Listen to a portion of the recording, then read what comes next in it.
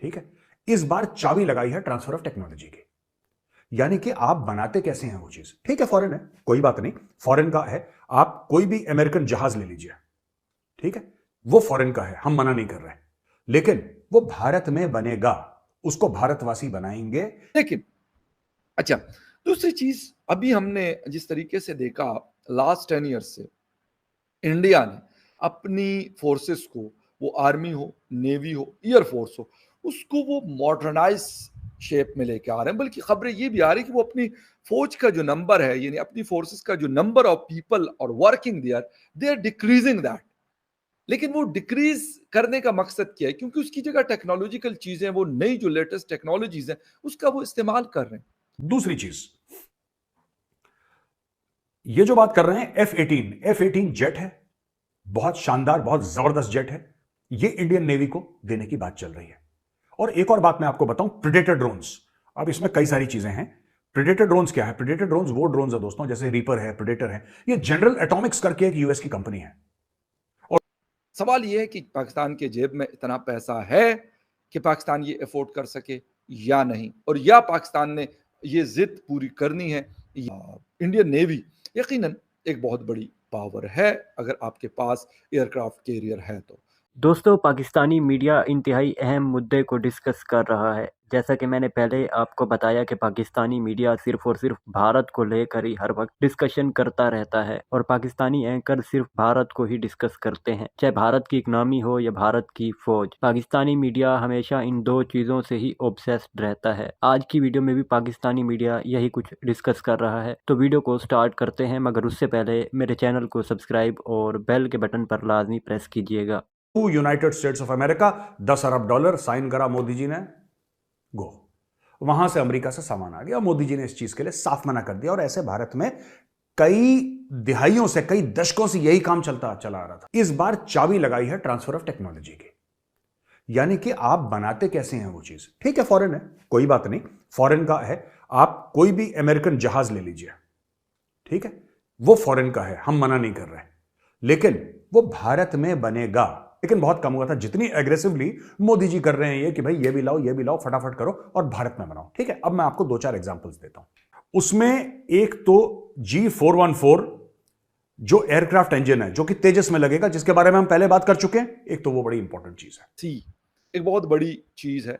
एक पूरा, जिसे कहते हैं कि आपका एक पूरा बेस जो है वो आप समंदर में मूव करा रहे होते हैं। उसमें आपके फाइटर जेट्स भी होते हैं, उसमें आपके मरीन्स भी होते हैं, और उसमें आपकी बहुत सारी चीजें जो है होती है। और इस एक्सरसाइज में उन्होंने अपने जो सबमरीन्स हैं उन्होंने भी पार्टिसिपेट किया है। तो आपका सारा बैकग्राउंड वर्क हो चुका है। ये सारी की सारी जो मेजर अनाउंसमेंट्स होंगी ना, जब मोदी जी और जो बाइडेन आसपास बैठेंगे, तब वो सब ये होगा।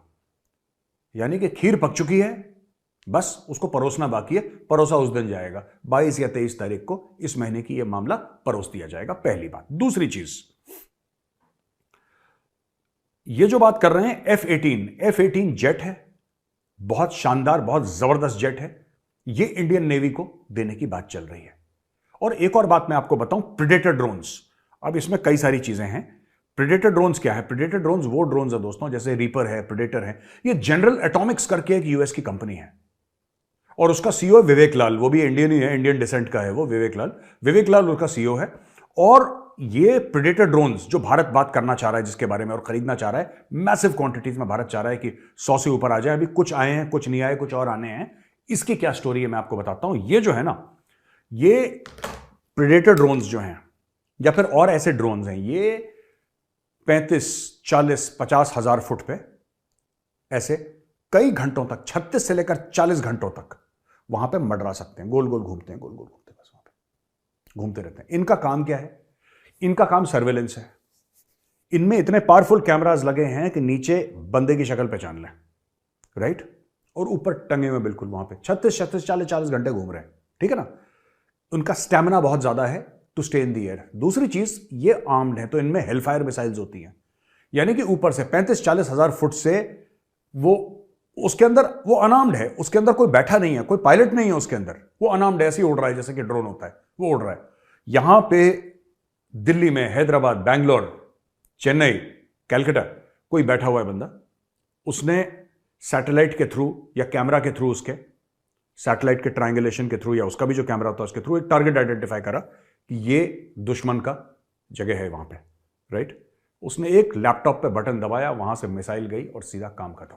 अभी हमने जिस तरीके से देखा लास्ट 10 ईयर्स से इंडिया ने अपनी फोर्सेस को, वो आर्मी हो, नेवी हो, एयरफोर्स हो, उसको वो मॉडर्नाइज शेप में लेके आ रहे हैं। बल्कि खबरें ये भी आ रही कि वो अपनी फौज का जो नंबर है, यानी अपनी फोर्सेस का जो नंबर ऑफ पीपल और working they are decreasing that. लेकिन वो डिक्रीज करने का मकसद क्या है? क्योंकि उसकी जगह टेक्नोलॉजिकल चीजें, वो नई जो लेटेस्ट टेक्नोलॉजीज हैं, उसका वो इस्तेमाल कर रहे हैं। ये सारी चीजें वो सारे फोर्सेस के लिए वो इस्तेमाल करें, तो यकीनन वो पैसा जो है वो मॉडर्नाइजेशन ऑफ देयर फोर्स लगा रहे, ना कि उसका जिसे कहते हैं कि हुज्जम या उसका वॉल्यूम बढ़ाने के ऊपर वो पैसा लगा रहे।